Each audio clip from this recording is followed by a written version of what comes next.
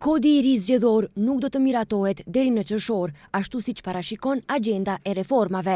Vonesa mund të ketë edhe me ligjin për Këshillin Gjyqësor, kështu njoftoi ministri i çështjeve evropiane, Orhan Murtezani, i cili thotë se për pjesën më të madhe të ligjeve pritet të respektohen afatet e parashikuara në agjendë. Ajo që tani për tani dihet është se kodi i ri zgjedhor nuk do të mund të futet në afatin e parapar, pasi të gjitha rekomandimet e OSBE Ohdirit janë që para zgjedhjeve të mos bëhen reforma në kodin zgjedhor, që të mos krijohet konfuzion, dhe nuk jemi të sigurt nëse do të arrijmë që ligji për Këshillin Gjyqësor të futet në kornizat të këtyre afateve. Megjithatë, këto dy hapa, sipas natyrës, janë më të komplikuara, kërkojnë konsensus më të gjerë shoqëror dhe politik dhe sipas natyrës kërkojnë më shumë kohë, tha Orhan Murtezani, ministër për çështje europiane.